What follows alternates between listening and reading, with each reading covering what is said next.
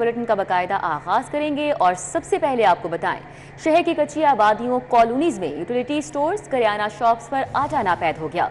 Medina colony, मक्का colony, Altaf colony, अल Faisal colony, जोड़े पुल में आटे की किल्लत बरकरार है, जबकि दारोगावाला, सलामतपुरा, जीटी रोड की आबादियों और मनावा में भी आटे की किल्लत बरकरार है। मजीद क्या सूरत हाल है शहर भर में, तफसीलात जान लेते हैं। हमारे साथ शहजाद खान अब्दाली मौजूद हैं। शहजाद, अपडेट कीजिए। ईद उल फितर की छुट्टियां ख़त्म हुए काफ़ी दिन गुजर चुके हैं, लेकिन इसके बावजूद शहर की ओपन मार्केट के अंदर और यूटिलिटी स्टोर पर जो सस्ते आटे की तरसील है वो ताहाल नहीं हो सकी। इस वक्त हम धर्मपुरा यूटिलिटी स्टोर पर मौजूद हैं। यहाँ पे भी सस्ते आटे के नामो निशान तक मौजूद नहीं हैं और इससे मुल्हिका जितनी भी आबादियाँ हैं, जिसमें मियाँ मीर कॉलोनी, बस्ती सैदन शाह, इकबाल कॉलोनी, गौसुल आजम बाज़ार और इसके अलावा सदर की तरफ बढ़ें तो इसमें अल्ताफ़ कॉलोनी, धर्मपुरा और गढ़ी शऊ और इसके अलावा हरबंसपुरा, फैक्ट्री एरिया, फतेहगढ़, सलामतपुरा, दरोगावाला और रिंग रोड तक जितने भी मुल्हिका आबादियाँ हैं, इन आबादियों में वाक़ जितने किराने के स्टोर हैं, इसके अलावा जितने जनरल स्टोर हैं और यूटिलिटी स्टोर हैं, इन पर सस्ते आटे का नामो निशान भी मौजूद नहीं है। सिर्फ 15 किलोग्राम का जो महंगा थैला है वही हर जगह पे दस्तयाब है। इसके साथ साथ अगर गंदम की कीमतों की बात करें तो गंदम जो है वो अपनी कम से कम 600-700 रुपये महंगी बेची जा रही है। बागबानपुरा पे जो गंदम की दुकानें मौजूद हैं वहाँ पे बैठे आड़ती 600-700 रुपये इजाफी कीमत पर गंदम की फरोख्त कर रहे हैं और वो इतनी महंगी है कि आम सार्फ को उसको ख़रीदने का तसव्वुर भी नहीं कर सकता। इस वक्त एक रेडी बान हमारे साथ मौजूद है जिन्होंने इस यूटिलिटी स्टोर के बाहर रेडी लगाई हुई है। इनसे बात करते हैं। अस्सलाम वालेकुम भाईजान। वालेकुम सलाम। सस्ता आटा आपको मिल पा रहा है यूटिलिटी स्टोरों से और बाहर क्या सूरत हाल है महंगाई की? सर जी, महंगाई इतनी है, बहुत ज़्यादा महंगाई है। दालें नहीं सस्ती, आटा नहीं सस्ता, हर चीज़ जो वो महंगी है। तो सर जी गल ये है कि मैं मज़दूर आदमी हूँ, रेडी लगाता हूँ, किसी का ठेला लगाता हूँ। वो मैं किसी का फल बेचता हूँ, सुबह 9 बजे के लाकर रात के 8 बजे 800 रुपया दिहाड़ी देते हैं। ठीक है, 800 रुपये दिहाड़ी, मेरे 4 बच्चे खाने वाले, किराए का मकान है, 8000 रुपया मेरे मकान का किराया, बिजली का बिल, गैस का बिल, फिर उस तो बाद बच्ची का दुध है, 3 मेरिया बेटियां वा, एक बेटा मेरा छोटा जिहा। मैं कला कमान वाला, मैं कितों करा इन्ना गुजारा? मेरे को गुजारा नहीं होंदा। मेरा घर जाना वा 800 रुपया लैके, घर बेगम लड़दी मेरे नाल, वो कहती है कि 800 नाल नहीं गुजारा होंदा, तुसीं आप खर्चा करो, अपने हत्थ आप खर्चा रखो, विचे किराया कट्टना, विचे बिल कट्टना। सर जी मैं दसो, मजदूर बंदा मैं किधर जाऊँ? इन्नी महंगाई हो गई है कि बहुत ज़्यादा महंगाई की। पैगाम देना चाहें वज़ीर आज़म को, सीएम साहब को? जी, पैगाम देना चाहें अपने वज़ीर आज़म तो को? यही पैगाम देता हूँ कि महंगाई कम करें। ये बहुत ज़्यादा महंगाई है, महंगाई कम करें, गरीब आदमी कहाँ जाए? बिल्कुल, ये इस एक मज़दूर की आवाज़ नहीं है, बल्कि इस जैसे सैकड़ों हज़ारों की तादाद में ऐसे लोग मौजूद हैं जो डेली वेजेस की बुनियाद पे काम करते हैं। कोई रिक्शा चलाता है, कोई चाय का कोका लगाता है और कोई फ्रूट की रेडी, वो भी किसी की रेडी पर वेजेस, डेली वेजेस के हिसाब से खड़ा होता है। यानी 800 से 1000 रुपये जो मज़दूर कमाता है उसके लिए मुमकिन नहीं है कि वो अपने बच्चों को 2 वक्त जो है वो इज़्ज़त से रोटी खिला सके, उसके लिए दूध खरीद सके या अपने घर का किराया दे सके। इसलिए ये आवाम जो है, इस सतह की आवाम जो है वो पुरजोर हुकूमत से मुतालबा कर रही है कि खुदारा जो खाने पीने की अशिया हैं उनकी कीमतें कम करें ताकि इनके बच्चे भी, इनके बच्चों का जो पेट है वो भी पल सके और इसके बाद जो अगला मरहला होता है वो तालीम फराहम करने का होता है। ये लोग तो इस काबिल भी नहीं है कि अपने बच्चों को स्कूलों में भेज सकें, सिर्फ 2 वक्त की रोटी के ये तलबगार हैं। जी बहुत शुक्रिया। शहजाद खान अब्दाली हमारे साथ थे, अपडेट कर रहे थे। आगे बढ़ते हुए आपको बताएं, गवर्नमेंट प्राइमरी स्कूल पिंडी राजपुता में सहूलियात का फुकदान है। गरीब तलबा कम सहूलियात में भी पढ़ाई करने पर मजबूर हैं। स्कूल का माहौल साजगार न होने से तलबा मुश्किलात से दूचार हैं। अहले इलाका ने बच्चों को नई इमारत फराहम करने का मुतालबा किया है। जुनेद रियाज हमारे साथ हैं, तफसीलात बताएंगे। जी जुनेद। आज इस वक्त मैं गवर्नमेंट प्राइमरी स्कूल पिंडी राजपूता में मौजूद हूँ, जहाँ पर बच्चे सहूलियात के फुकदान के बावजूद जो है पढ़ने पर मजबूर हैं और यहाँ पर तालीमी सरगर्मियाँ भी जारी हैं। कहा जा रहा है कि यहाँ पर टीचर्स कम हैं, बच्चों को किताबें बेची जा रही हैं। ये इल्ज़ामात क्या हैं, हम बात करेंगे। स्कूल की इंचार्ज भी हमारे साथ मौजूद है। जी बताइएगा क्या सूरत हाल है? पहले ये जनाजगाह में था, अब यहाँ पर है, यहाँ पर भी सहूलियत नहीं है? नहीं सर, सारी सहूलियात जो हैं उससे बेहतर हैं सर। जनाजगाह में जो हालात थे ये तो हालात उससे कई दर्जे बेहतर हैं। यहाँ पे सर कोई रेंट नहीं दिया जा रहा और बगैर रेंट के यहाँ पे सारा ये बच्चे तालीम हासिल कर रहे हैं। और मेरे टीचर बड़ी मेहनत से वो इनको तालीमी अपनी सलाहियतों से सर भरपूर अपना वो। जी आपने बात सुनी, यहाँ पर आप देख सकते हैं फुटेज के अंदर भी कि यहाँ पर भैंसें भी बंधी हुई हैं और यहाँ पर जो माहौल है वो भी साजगार नहीं, ताफुन भी फैला हुआ है।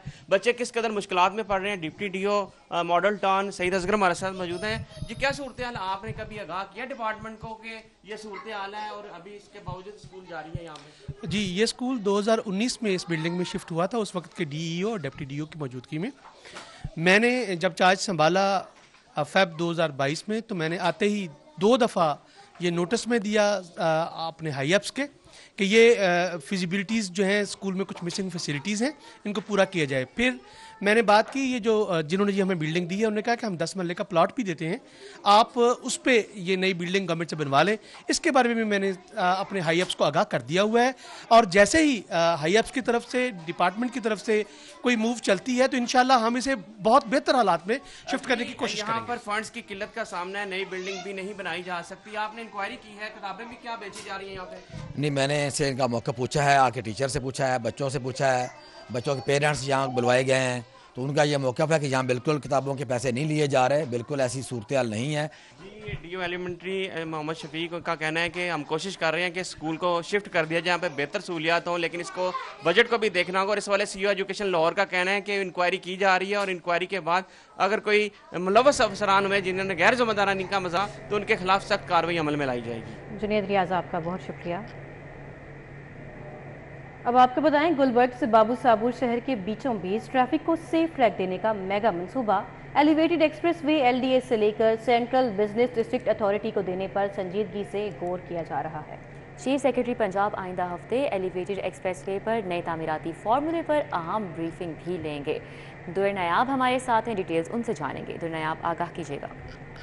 जी बिल्कुल, एलिवेटेड एक्सप्रेस वे मनसूबा जो है वो पंजाब हुकूमत के लिए गुज़िश्ता 7 सालों से दर्द-ए-सर बना हुआ था और इस पे जितने भी वज़ीर आला आए उन्होंने इस पे बहुत सारे वादे तो किए कि हम इसको शुरू करेंगे, ये लाहौर की ट्रैफिक के लिए गेम चेंजर है। लेकिन जितनी संजीदगी अब इस हुकूमत में देखी जा रही है लाहौर शहर के ट्रैफिक मैनेजमेंट प्लान के हवाले से, डेवलपमेंट प्रोजेक्ट्स के हवाले से इससे पहले नहीं देखी गई। गुज़िश्ता रोज़ वज़ीर आला के इजलास में ये प्रपोजल दी गई कि इस एलिवेटेड एक्सप्रेस वे को CBD से शुरू किया जाए। CBD ने जिस तरह से मेहनत करके अपने प्रोजेक्ट बनाए और लैंड की जो नीलामी करके अरबों रुपए का रेवेन्यू जनरेट किया, अगर उस प्रपोजल पे इसको लेके जाया जाता है एलिवेटेड को तो वो आसान होगा। इस हवाले से चीफ सेक्रेटरी ने प्रपोज किया कि इब्तदाई तौर पे 10 अरब देकर ये मनसूबा जो है वो इनके हैंडओवर किया जाए। उसके बाद कोई कीमती लैंड दे के शहर में उसका प्रपोजल दिया जाए कि CBD उसको ना सिर्फ ऑक्शन करे, उससे रेवेन्यू जनरेट करके CBD को कंप्लीट करे। और इसी तरह अगर बात की जाए तो जो सालाना रेवेन्यू कलेक्शन है एडवर्टाइजिंग और जो बिज़नेस मॉडल के ज़रिए, तो एलिवेटेड एक्सप्रेस वे से सालाना 78 करोड़ से उसका तखमीना लगाया गया है। अगर इसी रेशो से जाएं तो ये मनसूबा ना सिर्फ अपने पैरों पे खड़ा हो जाएगा बल्कि 10 साल के अंदर ये पैसे पूरे करने के बाद एक मुस्तकिल आमदन का पंजाब हुकूमत का जरिया बन जाएगा।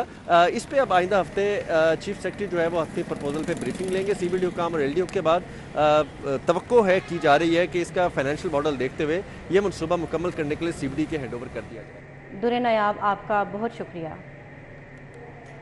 दूसरी जानिब मोनिस इलाही के साथी सुहेल असगर सेशन कोर्ट के बाहर से गिरफ्तार। एंटी करप्शन लाहौर की टीम की जानिब से सुहेल असगर को गिरफ्तार किया गया। सुहेल असगर के खिलाफ एंटी करप्शन ने मुकदमा दर्ज कर रखा है। मजीद अपडेट्स जानेंगे शाहीन अतीक से। जी शाहीन अतीक। जी आज सेशन कोर्ट के बाहर से मोनिस इलाही के जो साथी थे आमिर सुहेल, उनको एंटी करप्शन ने गिरफ्तार जो है वो कर दिया। आज सेशन कोर्ट में एडिशनल सेशन जज गुलाम रसूल की अदालत में मनी लॉन्ड्रिंग का केस था जिसमें वो पेश होने के लिए यहाँ पर आए और इस पर अदालत में तफ्तीशी अफसर की छुट्टी पर होने पर 5 मई डेट थी। उसके बाद ये जैसे ही यहाँ से निकलने लगे तो सेशन कोर्ट के जो जजेस गेट है उसमें जो है वो नाका लगा हुआ था। और पुलिस ने निकलते ही आमिर सुहेल को अब जो है वो पकड़ लिया। इस मौके पर वहाँ पर काफी तादाद में लोग इकट्ठे हो गए और उन्होंने छुड़ाने की भी कोशिश की, लेकिन पुलिस ने कार्रवाई करते हुए इनको जो है वो अपनी गाड़ी में डालकर जो है वो यहाँ से ले गए। मालूम हुआ है कि इनके खिलाफ एंटी करप्शन ने जो है मुकदमा दर्ज कर रखा था जिसमें ये मतलूब थे। जी शाहीन अतीक, आपका बहुत शुक्रिया, आपने आगाह किया।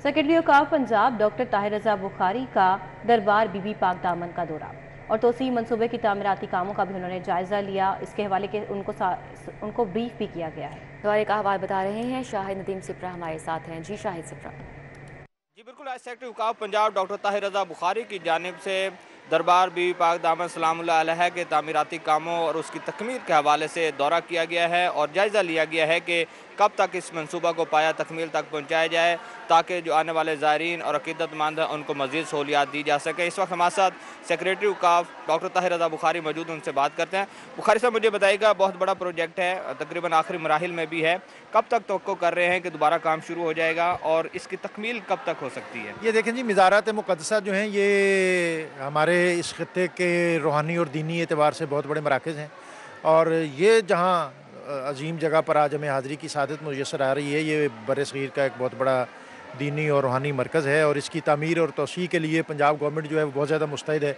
उसका बहुत ज़्यादा कंसर्न है और इंशाअल्लाह जो इसका टाइम स्केड्यूल है इसी साल के अंदर इसकी जो तामीराती और तरक्याती प्रोजेक्ट है ये मुकम्मल होगा और ये बहुत अपनी नौइयत का एक मुनफरिद शाहकार अपनी डेवलपमेंट के एतबार से सामने आएगा और इसमें CNW, औकाफ और दीगर जो महकमा जात हैं वो पूरी तरह मुस्तैद हैं। यहाँ आने वाले ज़ायरीन उनके लिए बेहतरीन सहूलियात उसकी फ़राहमी को यकीनी बनाया जाएगा और इसकी तामीर जो है इस जगह के शान निशान उसको मुमकिन बनाया जा रहा है और CNW इसमें अपनी जो एग्जीक्यूशन है उस हवाले से पूरी सलाहियतें सर्व कर रही है। औकाफ इसकी सुपरविजन। जी शाहिद, आपका बहुत शुक्रिया। और अब बात करेंगे मौसम के हवाले से। आज मौसम कैसा है और महकमा मौसमियात की जानिब से बारिश के हवाले से क्या पेशगोई की जा रही है, कोमल असलम बता रही हैं। जी कोमल।